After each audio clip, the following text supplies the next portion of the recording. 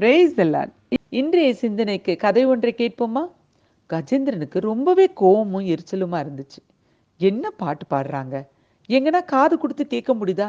கர்ண கொடூரமா இருக்குது. தாளம், ஸ்ருதி எதுவுமே சேர மாட்டுது.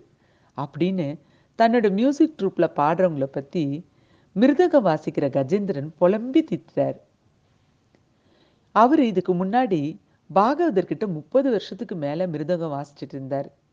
ஆனா பாகவதர் எல்லாரையும் கூப்பிட்டு தனக்கு வாய்ப்பு ரொம்ப வர்றதில்ல, அதனால நீங்கெல்லாம் வெளியே எங்கன்னா வேலை தேடிக்கோங்க அப்படின்னு சொல்லி ஒரு சொற்ப தொகையையும் கையில கொடுத்து அனுப்பிச்சிட்டாரு.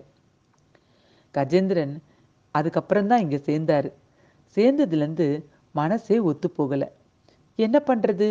குடும்பத்தை பார்க்கணுமே, அதுக்காக இந்த இடத்துல வாசிச்சுட்டு இருக்கிறாரு. இப்போ என்னன்னு தெரியல, பாகவதர் கிட்ட இருந்து அழைப்பு வந்திருக்கு.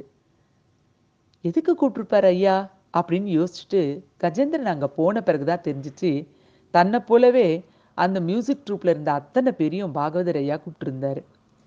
கூடத்தில் உட்கார்ந்திருந்த எல்லாரும் ஒருத்தருக்கு ஒருத்தர் பேசிக்கிட்டாங்க. அவங்கவுங்க அனுபவங்களையும் பகிர்ந்துக்கிட்டாங்க. அப்பதான் அங்க வந்தாரு பாகவதர்.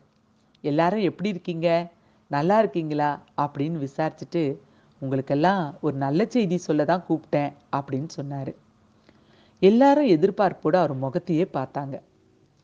தொடர்ந்த பாகவதர் தன்னை அமெரிக்கா தேசத்துல பாட கூப்பிட்டுருக்கிறதாவும், நீங்களாம் விருப்பப்பட்டா என்னோட இணைஞ்சுக்கலாம், வருஷத்துக்கு 10 மாசம் அங்க இருக்கணும், 2 மாசம் நம்ம ஊருக்கு வரலாம், வரப்போற செலவு தங்குறது எல்லாமே அவங்களே பார்த்துக்குவாங்க, உங்களுக்கெல்லாம் நல்ல சம்பளமும் கிடைக்கும்னு சொன்னாரு. கேட்ட கஜேந்திரனும் மற்றவங்களுக்கு ரொம்பவே சந்தோஷமா இருந்துச்சு. மேலும் விருப்பப்பட்டவங்க பாஸ்போர்ட்டை கொடுக்கலாம், பாஸ்போர்ட் இல்லாதவங்களுக்கு நான் அப்ளை பண்ணி வாங்கிக்கிறேன் அப்படின்னும் சொன்னார். கூடுமான வரைக்கும் நீங்கள் வீட்டில் உங்கள் குடும்பத்தில் கேட்டுட்டு சொல்லுங்க அப்படின்னும் சொன்னார். ஆனால் கஜேந்திரன் மறுநாளே தன்னோட பாஸ்போர்ட் எடுத்துகிட்டு போய் கொடுத்துட்டாரு. அவருக்கு பாகவதரோட வேலை செய்ய தான் ரொம்ப விருப்பம். கஜேந்திரன் மட்டும் இல்லை, அந்த ட்ரூப்பில் இருந்த எல்லாருமே தங்களோட பாஸ்போர்ட் எடுத்துன்னு வந்து பாகவதர் ஐயா கிட்ட கொடுத்தாங்க. அடுத்து எல்லாருக்கும் அமைய போகிற அந்த எதிர்காலத்தை பற்றி எல்லாரும் கனவு காண ஆரம்பிச்சிட்டாங்க. அந்த நேரத்தில் தான் அந்த துக்க செய்தி வந்துச்சு. பாகவதர் ஐயா காலம் ஆயிட்டார். ஆமாம், என்ன பண்ண முடியும், நம்மளோட நிலைமை இப்படி ஆயிடுச்சே அப்படின்னு கஜேந்திரன் புலம்பிட்டு மனைவி கிட்ட சொல்லிட்டு, நான் போய் இறுதி சடங்குல கலந்துட்டு வரேன் அப்படின்னு போனார். எல்லா மியூசிஷியனும் வந்திருந்தாங்க. எல்லாரோட முகத்துலேயும் ஐயா மறைவு துக்கத்தை கொடுத்தாலும் தங்களோட எதிர்காலம் கேள்விக்குரிய சுமந்துட்டு இருக்கிறத நினச்சி எல்லாரும் புலம்பிக்கிட்டாங்க.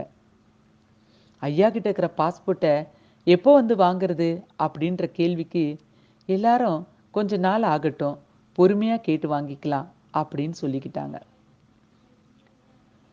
கஜேந்திரன் திரும்பவும் இந்த ட்ரூப்பில் தான் நம்ம வாசிக்கணும் அப்படின்னு யோசிச்சுட்டு இருந்த நேரம் தான் பாகவதர் ஐயா வீட்டிலேருந்து திரும்பவும் ஃபோன் கால் வந்துச்சு. இந்த முறை பாகவதர் ஐயாவோட பையன் பேசினாரு. குறிப்பிட்ட நாள் எல்லாரையும் கூப்பிட்டு இருந்தாரு. திரும்பவும் பழைய மாதிரி எல்லாரும் பாகவதர் ஐயா வீட்டில் மீட் பண்ணிக்கிட்டாங்க. எதுக்கு கூப்பிட்டுருப்பான் இந்த தம்பி அப்படின்னு எல்லாரும் பேசிக்கிட்டாங்க. அப்பதான் அந்த தம்பி வந்து எல்லாரும் எப்படி இருக்கீங்க அப்படின்னு விசாரிச்சாரு. மேலும் அந்த அமெரிக்காவில் இப்போ அப்பாவோட சான்ஸை தனக்கு கொடுத்துருக்கிறதாவும், நீங்களாம் விருப்பப்பட்டா என்னோட சேர்ந்துக்கலாம் அப்படின்னு சொன்னார். அவங்களோட பாஸ்போர்ட் எல்லாம் தன்னிடத்துல தான் இருக்கிறதாவும் அவர் மேலும் சொன்னார். இதை கேட்டோடனே எல்லாரும் ஒரு மனதாக, நாங்கள் உங்கள் கூட வந்து அந்த பணியில் சேர்ந்துக்கிறோம் ஐயா, எங்களுக்கு அது ரொம்ப திருப்தி தான் அப்படின்னு தெரியப்படுத்தினாங்க. இருந்தாலும் கஜேந்திரனுக்கும் கூட இருந்த அந்த மியூசிக் ட்ரூப்பில் இருந்த எல்லா மியூசிஷியனுக்கும் ஒரு கேள்விக்குறி. ஐயா நல்லா பாடுவார், ஐயா நம்மளை நல்லா பார்த்துக்குனாரு, ஆனால் அவர் உயிரோடு இருந்த வரைக்கும் தான் குடும்பத்தையோ தான் பிள்ளைங்களையோ அவர் இன்ட்ரடியூஸ் பண்ணலை. அதனால இந்த மகனை பற்றி இவங்க யாருக்கும் ஒன்றும் தெரியாது. ஐயாவை மாதிரி இந்த பையன் நம்மளை நல்லா பார்த்துக்குவானா அப்படின்னு ஒரு பெரிய எதிர்பார்ப்பு. குறிப்பிட்ட நாள் அமெரிக்காவோட பிரயாணமும் சிறப்பாக அமைஞ்சிச்சு. கச்சேரியும் நடந்துச்சு. கச்சேரி தொடர்ந்து 2-3 நாள் நான் ஸ்டாப்பாக பிரேக் இல்லாமல் நடந்துச்சு. அந்த கச்சேரியிலயும் சரி, கச்சேரி முடிஞ்ச பிறகும் சரி, அது அதுக்கப்புறம் ரூமுக்கு வரும்போதும் சரி, அந்த பாகவதரோட பையனோட நடத்தை ரொம்பவே சிறப்பா இருந்துச்சு. பாட்டும் ரொம்ப சிறப்பா பாடினாரு. பணிவான அவரோட குணம் எல்லாருக்கும் ரொம்ப பிடிச்சிருச்சு. கஜேந்திரனுக்கு ஒரு சொல்ல முடியாத திருப்தி. கூட வந்த எல்லா மியூசிஷியனும் பாகவதர் ஐயா அவரோட நினைவை மட்டும் இல்ல, நல்ல வாரிசை நமக்கு கொடுத்துட்டு போயிருக்காருன்னு ஒருத்தர் ஒருத்தர் பேசிக்கிட்டாங்க. ஆமாங்க, கஜேந்திரன் இப்ப ரொம்ப சந்தோஷமா இருக்கிறாரு. ஒளிமயமான எதிர்காலத்தை நினைச்சு. என்னங்க, நீங்களும் இப்படி வாழ்க்கையில என்ன பண்றது? நல்லா போலான்னு பார்த்தா, உப்பு விக்க போலான்னு பார்த்தா மழை வந்துச்சு அப்படின்னு சொல்லுவாங்க.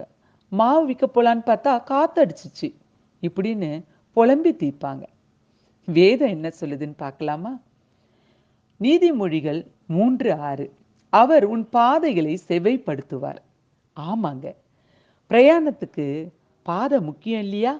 அப்படி அந்த பாதையை செவைப்படுத்தக்குள்ள சில பிரச்சனைகளும் வலிகளும் வரதான் செய்யும். ஆனா பாதை சரியா இருந்தா பிரயாணம் சூப்பரா இருக்கும்ல? ஆமாங்க, வாழ்க்கை பிரயாணத்தை தான் சொல்றேன். கண்டிப்பா உங்களுக்கும் சிறப்பான பிரயாணம் இருக்குதுங்க.